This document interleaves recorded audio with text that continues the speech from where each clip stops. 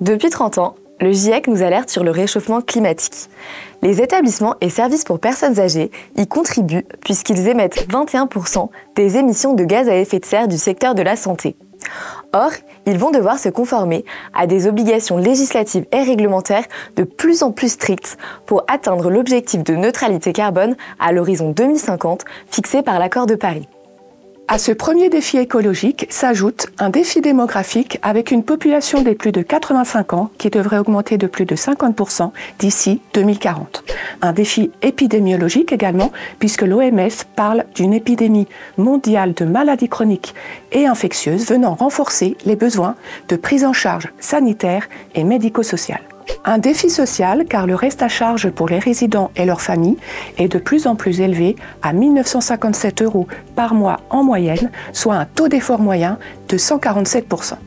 Enfin, un défi sociétal lié à l'attention renforcée de l'opinion publique à la bientraitance des personnes âgées, en particulier depuis des événements majeurs tels que la canicule de 2003, l'épidémie de Covid-19 et les enquêtes successives révélant des problématiques de maltraitance souvent institutionnelles au sein des EHPAD publics comme privés. Relever ces défis ne va pas être si simple, puisque les finances des EHPAD sont fragiles et la décarbonation nécessite des financements importants. Oui, en 2022, 85% des EHPAD publics étaient en situation déficitaire et la situation financière des EHPAD publics comme privés tend à se dégrader en raison de l'inflation et de la flambée des coûts de l'énergie notamment. Dans notre RA, nous préconisons que le défi soit relevé collectivement en partageant le coût de la décarbonation des EHPAD. En premier lieu, nous proposons de rénover le modèle de financement des EHPAD.